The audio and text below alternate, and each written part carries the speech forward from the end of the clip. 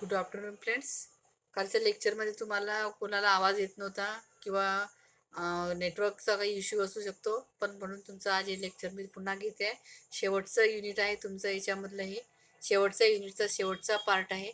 याच्यामध्ये आपण एनोमलीज पाहिल्या, प्रायमरी स्ट्रक्चर पाहिलं, बोराविया बिग्नोनिया स्टेमचं प्रायमरी आणि सेकंडरी स्ट्रक्चरमध्ये काय डिफरन्स आहे. आता हा एखाद्या वेळेस पुन्हा सांगेल मी. आज आपल्याला लिप अनाटॉमी पाहायची आहे. लिप अनाटॉमी कशाची? डायकॉट आणि मोनोकॉट लिपची.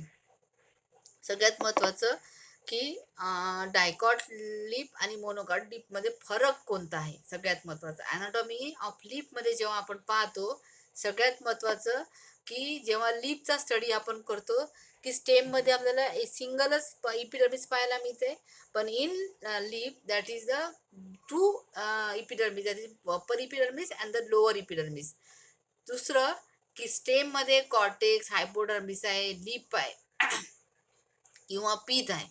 पण anatomical structure of lip has covered the cuticle, upper epidermis, palisade mesophyll cell, xylem, phloem, lower epidermis, and the spongy mesophyll cell.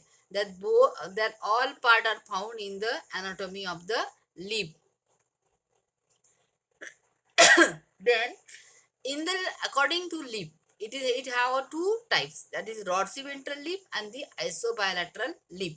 तर dorsiventral lip कशाला म्हणायचं की असं lip epidermis covered with the thick cuticle and lack of stomata at the lower epidermis is light green in colour with the thin cuticle has many stomata. म्हणजे upper epidermis मध्ये आपल्याला stomata दिसत नाही, खालच्या इपिडर्मिस स्टोमॅटा दिसतो. Then leaves is orient at the angle to the main axis and it is perpendicular to the direction of the sunlight. जिथून सूर्यप्रकाश येईल त्या डायरेक्शनला या प्लानाची डायरेक्शन राहते. So it is the main difference of the dicot and the monocot leaf. Dorsiventral leaf जर असेल तर that is the dicot leaf. Isobilateral leaf असेल तर ते कोणतं? मोनोकॉटचं लिप. मोनोकॉट लिप मध्ये आयसोबायलॅटर कशाला म्हणायचं?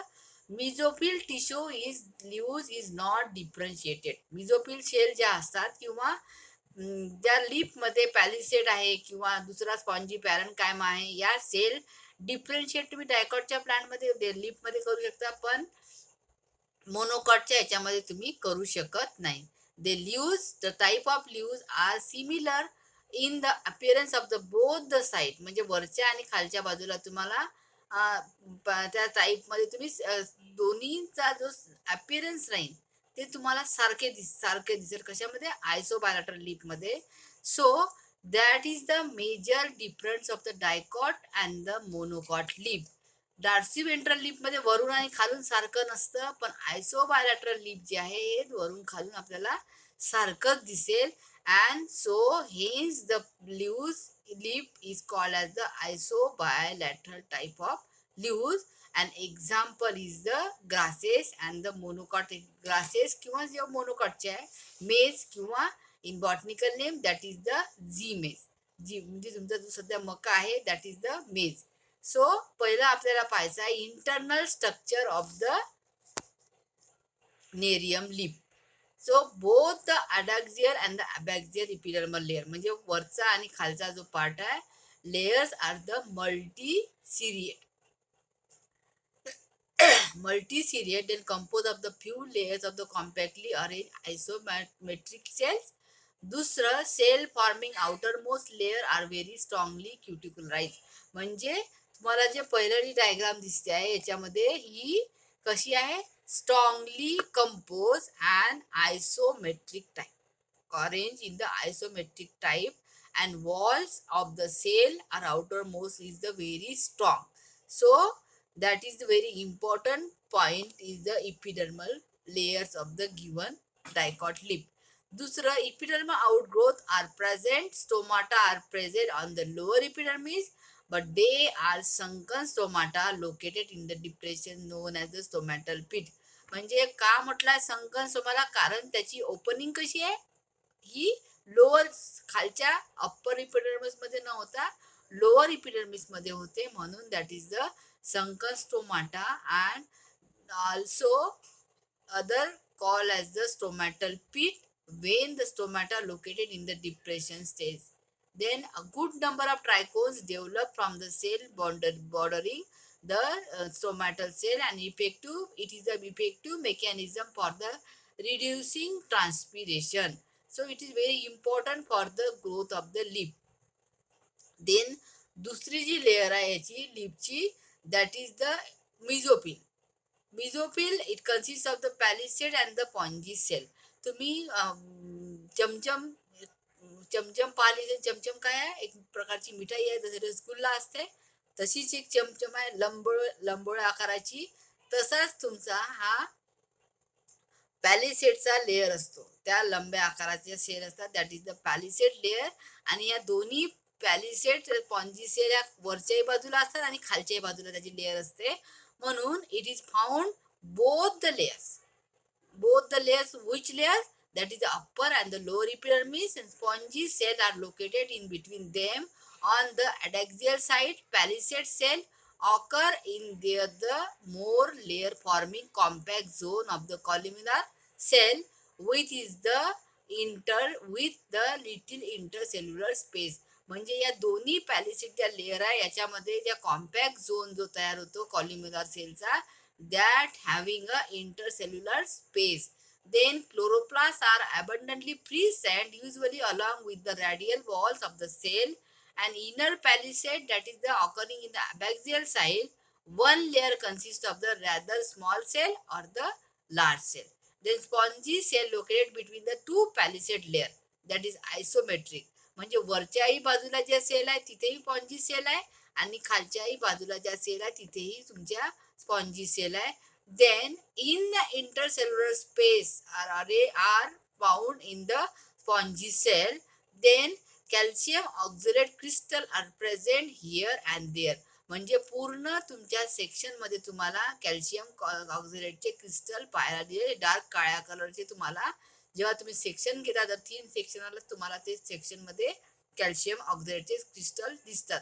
हा जो एक तुम्हाला डायग्राम आहे की याच्यामध्ये तुम्हाला म्हटलं आहे की epidermis is the multi layer. का मल्टी लेअर म्हटली आहे, कारण 1 2 3 4 प्रकारच्या सेल त्याच्यामध्ये लेअर दिसतात, that is the multi layer cell. Multi layer epidermis is found in the dicot leaf. Then stomatal teeth with hair are also present in the lower epidermis. जसे epidermal hair असतात तसे stomatal hair सुद्धा असतात. Then bundles are collateral and the close in टियस leaf of Nerium leaf और the dicot leaf. Vascular bundle are collateral and close. दुसरं xylem on the upper and phloem on the lower side. पहा तुम्हाला जे इथे व्हास्क्युलर bundle दिसत आहेत ते कसे दिसत आहे की अप्पर साइडला जे आहे that is the xylem cell आणि खालच्या बाजूला जे राहील that is the phloem and remain surrounded by the parenchymatous bundle sheath. पूर्ण तुमच्या सेलमध्ये तुम्हाला किंवा पूर्ण स्ट्रक्चरमध्ये तुम्हाला बंडल शीट किंवा ती parenchymatous bundle sheath are found in the whole the section. Then this is the internal structure of the Nerium leaf, की इपिडर्मिस कशी आहे, मिझोपिल सेल कशा आहे आणि व्हास्क्युलर बंडल कसे आहे, त्या याच्यावरून आपण त्याचे झिरोपेटिक कॅरेक्टर्स पाहू. Presence of the cuticularise epidermis and sunken stomata in the lower epidermal layer. पहिलं स्ट्रक्चर. दुसरं झिरोपेटिक कॅरेक्टर आहे presence of palisade and the spongy mesophyll layer. तिसरा आहे presence of the collateral close vascular bundle. This 3 are the xerophytic characters of the Nerium leaf. याच्यावर आधारे आपण anatomical feature पाहू. ते कसे की sunken stomata always found on the lower epidermis. दुसरं की it is a distinct stomatal pit with good number of trichomes and the reduce water of loss. याच्यामुळेच तुम्हाला जे रिड्युसिंग वॉटर जे राहते, पाण्याची पातळी जर कमी झाली, कॅपॅसिटी कमी झाली तर त्याच्यावर सुद्धा हे प्लांट जगू शकतं.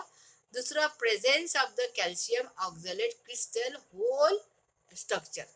Then all these features are characteristic of the xerophytic adaptation. म्हणजे हे प्लांट जे आहे डायकॉटचं की जास्त पावसातही राहू शकतं किंवा कमी पावसातही राहू शकतं, म्हणून याचे झिरोपेटिक कॅरेक्टर्स आपण पाहिले. जनरली हायड्रोफाईट आहे, झिरोफाईट आहे आणि हे दोन्ही याच्यामधले जे फरक आहे की प्रत्येकाला आपापल्या पद्धतीचा स्टॅमिना, आपापल्या पद्धतीची जी त्यांची ग्रोथ आहे ती अडॉप्ट केलेली आहे. म्हणून so whole the characters the chiroptic as well as the anatomical features are depend on their habit. So this is the TS transfer section of the Nerium leaf. It belongs to family Apocynaceae and having the chiroptic as well as the anatomical feature. दुसरं मेज लिपचे आहे डायकॉटचं, ते तुमचं separate घेईन मी दुसऱ्या लेक्चरमध्ये. कोणाचं दुपारचं जर मला लेक्चर मिळालं त्या लेक्चरमध्ये घेऊन घेईन.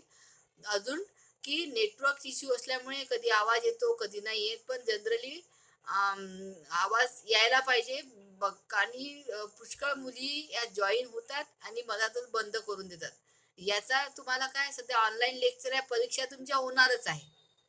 कारण ऑनलाईन लेक्चर होत आहे, तुम्हाला ते पुस्तकातून वाचायचं आहे किंवा काहीतरी नाही समजलं चॅटिंग बॉक्समध्ये विचारायचं आहे तेव्हा मी देईल, किंवा नाही झालं तर मी नेक्स्ट याच्यामध्ये तुम्हाला ते उत्तर देईन, पण उत्तर देईल नंतरच्या याच्या. हा तुमचा शेवटचा एकच पॉईंट राहिला मेज लिपचा, तो झाला की तुमचा हाई युनिट संपेल. त्याच्यानंतर तुम्हाला ज्ञानपथचं ते पुस्तक मी सांगितलं होतं ते विकत घ्यायचं आहे आणि रीडिंग आणि डायग्राम काढून पाहायचे आहे. प्रायमरी आणि सेकंडरी स्ट्रक्चरमध्ये मुख्य फरक कोणता आहे हा समजून घ्यायचा आहे. वाचलं किंवा ड्रॉइंग काढली तर तुम्हाला ते समजेल. So thank you very much. Next लेक्चरमध्ये आपण मेज लिप पाहू. Okay, thank you very much.